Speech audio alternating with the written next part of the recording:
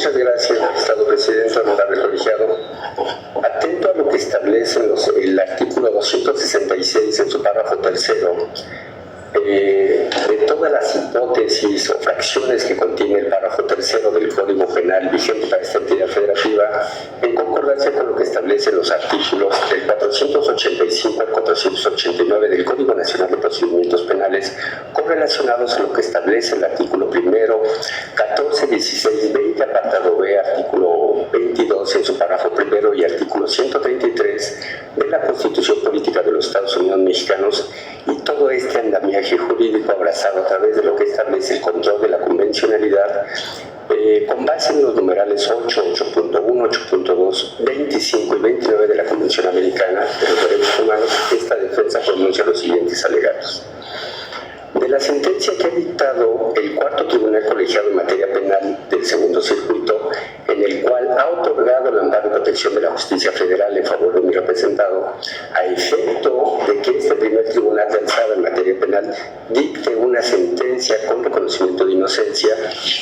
y dentro de esta sentencia que ha dictado el Cuarto Tribunal Colegiado en materia penal, refiere que para el dictado de la sentencia que emita este primer tribunal de alzada en materia penal, deberá ponderar la interpretación de 3 controles normativos. Y dentro de esta sentencia, en los puntos considerandos, establece que se deberá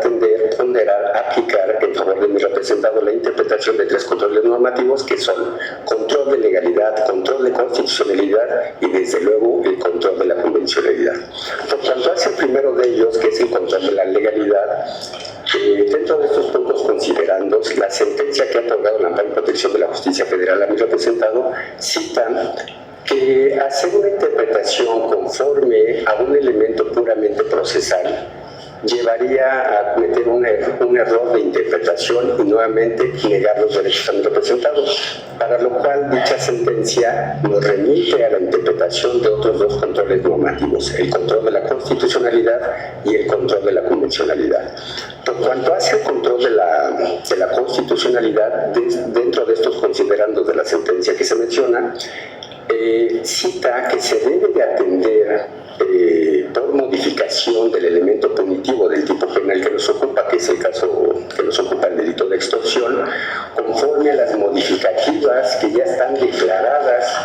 en las resoluciones que ha emitido la primera sala de la Suprema Corte de Justicia de la Nación relativo a los amparos directos en revisión que ese órgano colegiado ha resuelto,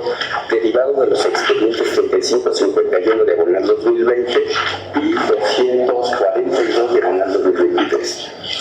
De estos expedientes que la primera sala de la Suprema Corte de Justicia de la Nación ha resuelto, se advierten 2 cuestiones planteadas que se resuelven por el máximo tribunal. La primera de ellas es la declaratoria de la inconstitucionalidad del artículo 266 en su párrafo tercero y todas las capitulaciones que dicho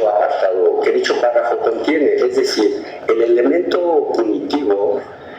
respecto del delito de extorsión ha sido declarado de inconstitucional por el máximo tribunal.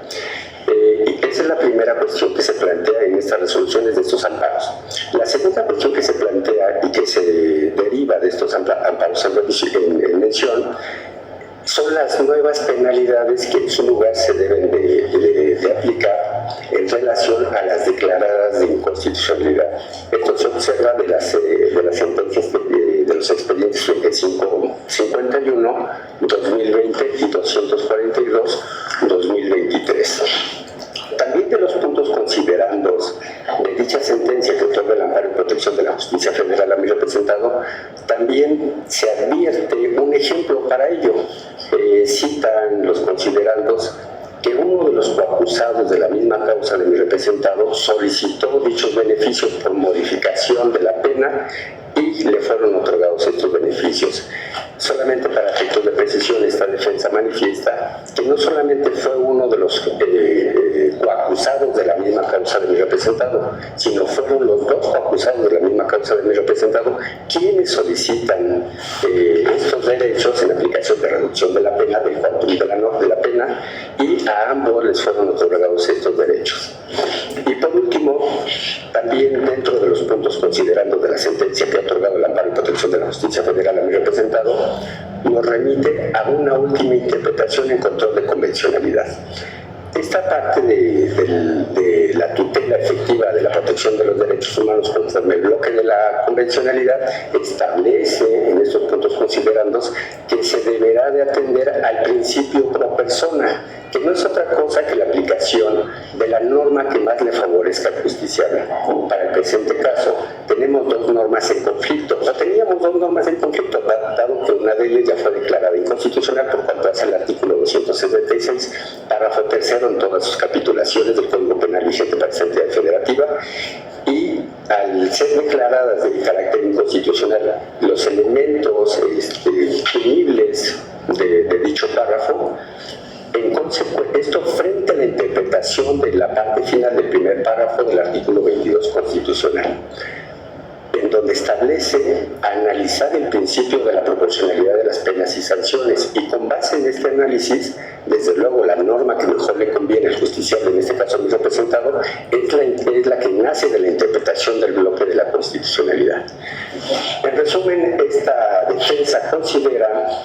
que al momento del dictado de la sentencia de este primer tribunal de alzada en materia penal deberá de ponderarse la tutela efectiva de los derechos humanos en favor de mi representado conforme a la interpretación del bloque de constitucionalidad y desde luego del bloque de convencionalidad. Sería cuánto.